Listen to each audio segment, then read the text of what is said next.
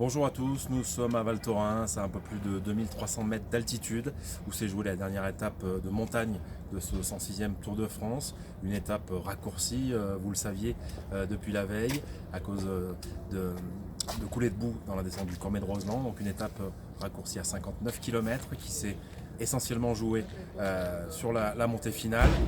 C'est l'Italien Vincenzo Nibali qui est allé triompher à Val Thorens pour la troisième plus haute arrivée de l'histoire du Tour de France. Il était dans l'échappée qui s'est dégagé un petit peu dans la vallée.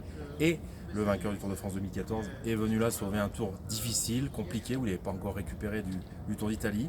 Une étape qui scelle aussi le succès final du Colombien Egan Bernal, qui triomphera demain sur les Champs-Élysées, devant son équipier Geraint Thomas, pour le 7e succès en 8 ans de la formation britannique Ineos ex-Team Sky, un podium qui sera complété par le néerlandais Steven Kruijswijk. Maxime, demain, c'est donc la dernière étape sur les Champs-Élysées, et on peut s'attendre a priori à un sprint massif. Oui, rendez-vous pour les sprinters, le dernier de ce Tour de France, pour une étape entre Rambouillet et les Champs-Élysées à Paris, où on attend évidemment une belle fête pour les héros de ce mois de juillet, qui nous ont permis de vivre un Tour de France fabuleux, extraordinaire.